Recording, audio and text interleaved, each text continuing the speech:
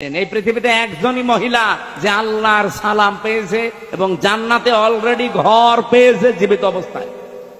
অথচ খাদিজা জীবনে একটা ওয়াক্ত নামাজ পড়েনি, এক ওয়াক্ত নামাজ পড়েনি, একটা রোজা রাখেনি, জীবনে একদিনের জন্য পর্দায় থাকেনি। বলেন, তার পুরা জীবন আমি পড়ে দেখেছি, জীবনে কোনোদিন তিনি পর্দায় ছিলেন না। নামাজ পড়লেন না, রোজা রাখলেন না, হজ করলেন না, যাকাতও দেননি, পর্দায়ও নেই। অথচ আল্লাহ সালাম দিয়েছে, জান্নাতে ঘর বানিয়ে পাঠিয়েছে। সম্মানিত দর্শক, সে একজন আলেম। কেমন রাজনৈতিক দলের আলেম? বাংলাদেশের সর্বোচ্চ ইসলামিক রাজনৈতিক দল যেটাকে বলা হয়। বাংলাদেশে ইতিপূর্বে যত ইসলামিক রাজনৈতিক সংগঠন, ইসলামিক রাজনৈতিক দল গঠিত হয়েছে, জামাত ইসলামের মতন এত নামে এত উপরে কোনো সংগঠন উঠতে পারেনি। মাশাআল্লাহ। তার মানে আমরা জানি জামাত ইসলামী একটি আদর্শ ভিত্তিক সংগঠন। জামাত ইসলামের আদর্শ, জামাত ইসলামের রাজনৈতিক পলিসি অন্য অন্য কোনো রাজনৈতিক দলের সাথে মিলে না। এদের আলাদা একটা বৈশিষ্ট্য আছে। কিন্তু কথা হচ্ছে, এরা মাঝে মাঝে লোক চিনতে ভুল করে।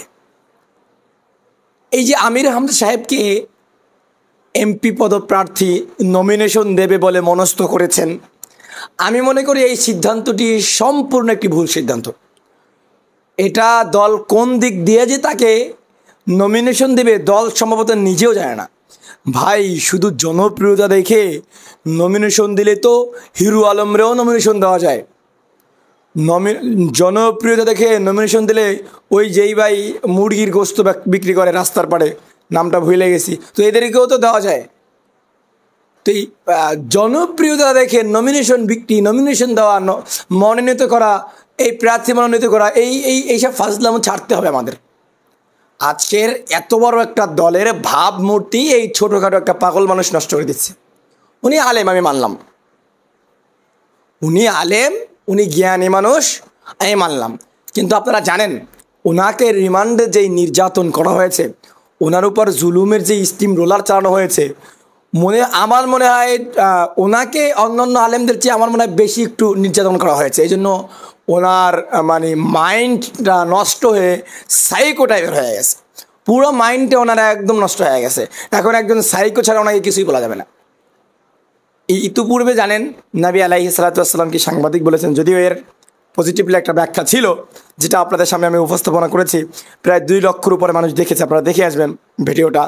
কিন্তু কথা হচ্ছে, আবার নতুন করে 2 দিন পর পর আপনাকে কেন বিতর্কিত বক্তব্য দিতে হবে? আপনি কি কোনো বক্তব্যের জন্য কোনো বিষয়, কোনো শিরোনাম খুঁজে পান না? 2 দিন পর পর আপনাকে শুধু বিতর্কিত বিষয় কেন আলোচনা করতে হবে? আর আপনি এখন কি আগের যুগে আছেন?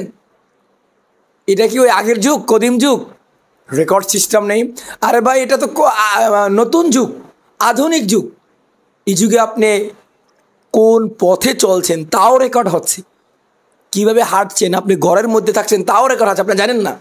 আপনি ঘরে ঘুমাচ্ছেন তাও রেকর্ড হচ্ছে, কি করছেন সারাদিন তাও রেকর্ড হচ্ছে। সেখানে গণমাধ্যমের সামনে লক্ষ লক্ষ মানুষের সামনে কি না কি বলি, একটু মাইন্ডটা সেট রাখি না, মাইন্ডটা ঠিক রাখি না, মস্তিষ্কটা একটু ঠিক রাখি না। যখন তখন যা মনে আসে তখন তা বলা যায় না। আলেম মানুষ, একটা দলের এমপি পদপ্রার্থী, কেমন দল বলে বাংলাদেশের সর্বোচ্চ দল, ইসলামিক দল। তো আপনাদের মতন 2-1 ব্যক্তির জন্য পুরো দল কলঙ্কিত হচ্ছে। আম্মাজান খাদিজাতুল কুবরা রাদিয়াল্লাহু তাআলা আনহা, উনি একজন নামাজ না পড়ে আল্লাহর জন্য ঘর বানাইছেন। কত বড় ইবনু গর্দব হইতে পারে, ইবনু আহমার হইতে পারে, আপনি চিন্তা করছেন কত বড় ইবনু আহমার হইতে পারে? আরে ভাই, ইতিহাস সম্পর্কে যার ন্যূনতম ধারণা নাই, সেই কথা বলবে যে সারা জীবন কোনো পড়াশোনা নাই, হুট করে একটা বই পড়লাম আর পড়েই তার মধ্যে এই কথাগুলো লেখা ছিল আর আমি সেটা যাদের সামনে বলে দিলাম। এই বইটা মানে উনি যেই বই থেকে এই লেখাগুলো পড়েছে, বলছে আমি ওনার জীবন পড়েছি। এই জীবনটা যে লেখছে ওরে ধৈর্য থাপড়ান লাগে। তোরে এত বড় সাহস কে দিয়েছে জীবন লেখার? যখন নামাজ ওয়াজিব হয়নি, যেমন যখন নামাজ ফরজ হয়নি, যখন নামাজের হুকুম মানুষের উপরে অর্পিত হয়নি, তখন আবার নামাজ পড়বে কিসের ভাই? তখন আবার নামাজের সাথে তখন তার জীবনের সাথে কেমন সম্পর্ক থাকবে? তখন তো নামাজ আসেইনি। যখন নামাজ আসবে তখন যদি সে বেঁচে থাকতো, তখন নামাজ তার জীবনের সাথে সম্পর্কিত থাকতো। আর যদি তখন সে নামাজ না পড়তো তাহলে সে কাফের হয়ে যেত, শেষ।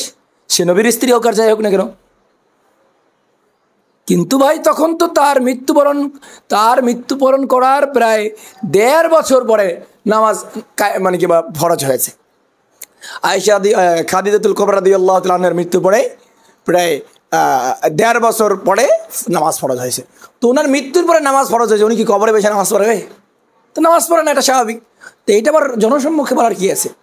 তবে হ্যাঁ, ওনার একটা পজিটিভ আমরা ধরতে পারি, হয়তো উনি ভালো কিছু বোঝাতে চেয়েছিলেন।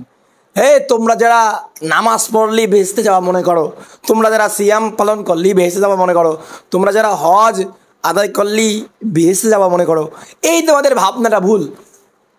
নামাজ ও রোজা হজ জাকাত দিয়েই মানুষ ভেস্তে যায় না, এছাড়াও অন্য কোনো মাধ্যমে মানুষ ভেস্তে যাওয়া যায়। নামাজ রোজা তো থার্ড পারসন, ফার্স্টে হচ্ছে ইমান, ফার্স্টে হচ্ছে আখলাক।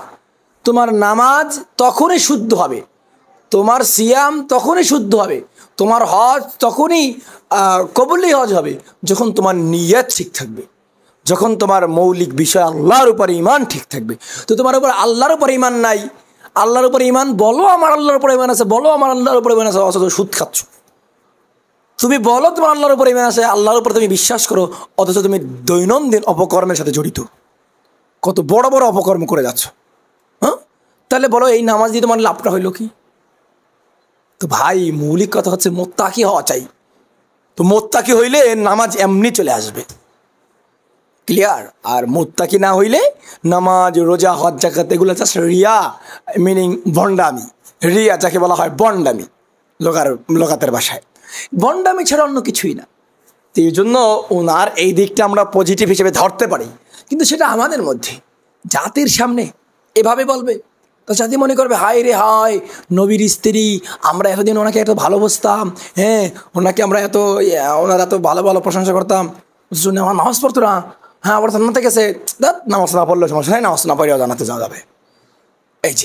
এই যে যদিও ভিডিওটা কাটিং হওয়ার মাধ্যমে মানুষ বেশি বিভ্রান্ত হবে, তাহলে আপনি এমন কথা কেন বলবেন যে এই কথাটা কাটিং হয়ে মানুষ বিভ্রান্ত হয়? আমি মনে করি আপনাদের জবানটাকে একটু হেফাজত করেন, জবানটাকে একটু সংযম করেন।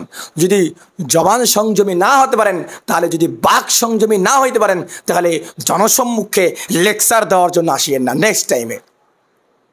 আমার এখন জামাত ইসলামের প্রতি উদাত্ত আহ্বান জানাই, অতি দ্রুত এই সাইকো ভাইকে অতি দ্রুত মেন্টালিটি চিকিৎসা করুন, তাকে কিছুদিন রেস্ট নেন, তাকে ওয়াজ মাহফিল থেকে বারণ করুন, এমনকি কেন্দ্রীয় আমির যেন তাকে তার প্রাইভেট রুমে নিয়ে কিছু বিশেষ নসিহা পেশ করে। ওই যে জীবন্ত আল্লাহর ওলি যেন তাকে তার রুমে নিয়ে বিশেষ করে কিছু গার্ড দেয়, যাতে করে সে সামনের অদূর ভবিষ্যতে এই দলের ভাবমূর্তি নষ্ট না করে। আমি মনে করি ইতিপূর্বে একবার আমিরে জামাত আমাদের জীবন্ত আল্লাহর ওলি, উনি একবার ইতিপূর্বে কিন্তু বলেছে, কি বলেছে, একদম মঞ্চে দাঁড়িয়ে উনি উপস্থিত ছিল, সাবধান আমরা কেউ বিতর্কিত বক্তব্য দিব না। কই শুনলো আমির আনুগত্য করলো? তাহলে যেই লোক আমিরের আনুগত্য করে না তাকে দলে রেখে লাভটা কি? যেই লোক আমিরের আনুগত্য করে না তাকে দলে রেখে লাভটা কি? বলার নাই কিছু, বলার কোনো ভাষা নাই।